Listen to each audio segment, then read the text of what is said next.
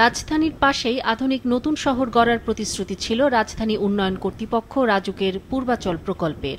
Plot বরাদ্দ পাওয়া নাগরিকদের নিয়ে গঠিত ফোরাম পূর্বাচল সোসাইটির প্রথম সভায় সেখানকার বাসিন্দাদের ক্ষোভ আর অভিযোগ উঠে আসে একের পর এক।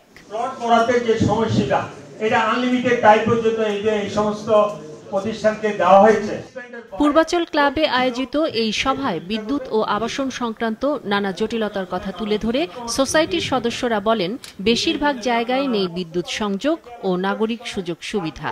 এখানে শিক্ষা প্রতিষ্ঠান স্থাপন করা হয় না একটা আজ পর্যন্ত, অথচ অনেক একরকে একর জমি শিক্ষা প্রতিষ্ঠানকে দেওয়া হয়েছে, কোনো একটা উদ্যোগ কেউ নেয় নাই। সারফেস ড্রেনেজ সিস্টেম সেটা কিন্তু সিটি কর্পোরেশন করে, তো এরা তো ইউনিয়ন পরিষদের সেই ক্যাপাসিটি নাই সারফেস ড্রেন করার জন্য।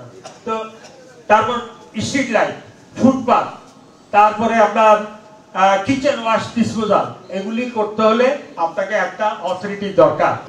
অবৈধ বালু ব্যবসা, বিলবোর্ড, রাস্তা ও বিদ্যুৎ সহ নানা সমস্যার কথা জানাতে সভায় আমন্ত্রণ করা হয়েছিল রাজুকের ঊর্ধ্বতন কর্মকর্তাদের, কিন্তু তাদের অনুপস্থিতি এবং তাদের জায়গায় জুনিয়র একজন প্রজেক্ট ম্যানেজারকে পাঠানোয় অসন্তোষ জানান সোসাইটির সদস্যরা।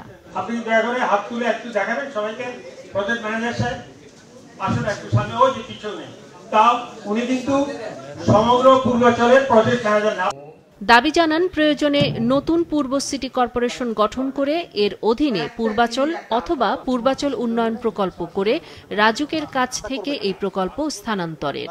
সিটি কর্পোরেশন ছাড়া পূর্বাচলের উন্নয়নের কোনো বিকল্প নাই। এটাকে আইদার ঢাকা সিটি কর্পোরেশন উত্তরের অধীনে আনা অথবা আলাদা একটা সিটি কর্পোরেশন গড়ে তোলা। ওয়াসার কাজটা সরকার সিদ্ধান্ত নেওয়া উচিত যে ওয়াসার কাজটা কাকে দিবে।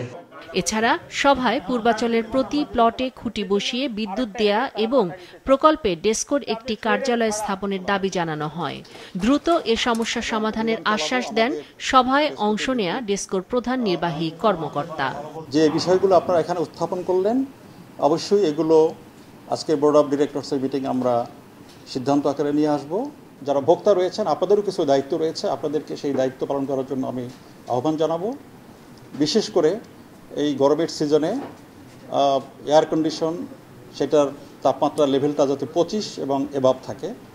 বর্তমান সময়ে বিদ্যুৎ উৎপাদন, সঞ্চালন ও বিতরণ পরিস্থিতি আগের চেয়ে ভালো বলেও জানান ডেসকোর এই কর্মকর্তা। ডেসকোতে বিদ্যুৎ। ইফতিসাম নাসিম মৌ, মাছরাঙা সংবাদ, ঢাকা।